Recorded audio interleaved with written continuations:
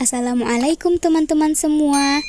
Perkenalkan, saya Gina Alfiah dengan NIM 21231061. Kali ini kita akan membahas tentang hukum Newton. Apa itu hukum Newton? Hukum Newton adalah hukum yang menggambarkan antara gaya yang bekerja pada benda dan gerak yang disebabkannya. Sesuai dengan namanya, hukum Newton dibagi menjadi 3 macam, yaitu hukum Newton 1, hukum Newton 2, dan hukum Newton 3. Lalu, apa sih yang membedakan antara ketiganya? Mari kita simak video ini sampai akhir. Yang pertama, kita akan membahas tentang hukum Newton 1. Jadi, hukum Newton 1 berbunyi, jika resultan gaya yang bekerja pada benda sama dengan 0, maka benda yang mula-mula diam akan tetap diam, dan benda yang mula-mula bergerak lurus beraturan akan tetap bergerak lurus beraturan. Berdasarkan hukum ini, kamu dapat memahami bahwa benda cenderung mempertahankan keadaannya. Benda yang diam akan cenderung diam, dan benda yang bergerak akan cenderung bergerak. Oleh karena itu, hukum Newton 1 biasa dikenal sebagai hukum kelembaman atau hukum inersia. Secara sistematis, hukum Newton 1 dirumuskan sebagai berikut, yaitu sigma F sama dengan 0. Sigma F di sini merupakan resultan gaya. Selanjutnya, contoh penerapan hukum Newton yang dapat kamu amati adalah apabila kamu sedang duduk dalam kendaraan yang diam, namun secara mendadak kendaraan tersebut bergerak, maka badan kamu akan bergerak ke belakang. Hal ini merupakan kecenderungan untuk tetap diam.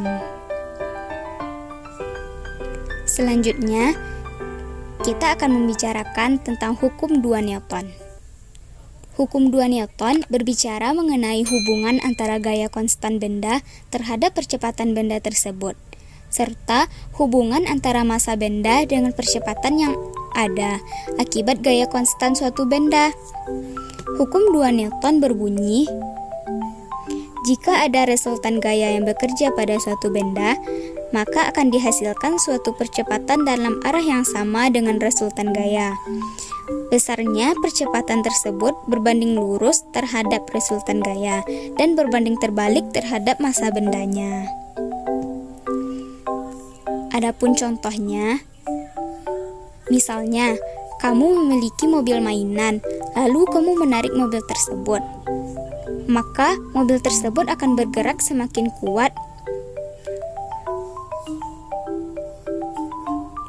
Semakin kuat kamu menariknya, maka akan semakin cepat juga mobil mainanmu bergerak. Hal ini sesuai dengan bunyi, semakin besar gaya yang dikerahkan, maka semakin besar pula percepatannya. Lalu, coba kamu tambahkan beban di atas mobil mainan kamu. Kamu taruh batu yang besar di atasnya. Lalu, kira-kira apa yang terjadi? Pasti kamu akan kesulitan menariknya. Hal ini sesuai dengan bunyi yang mengatakan semakin besar beban yang ditambahkan, maka akan semakin kecil percepatannya. Nah, secara sistematis, hukum 2 Newton itu memiliki rumus sigma F sama dengan M kali A. Selanjutnya, kita akan membahas hukum 3 Newton. Untuk hukum 3 Newton, akan berkaitan dengan aksi dan reaksi. Apa sih aksi dan reaksi itu?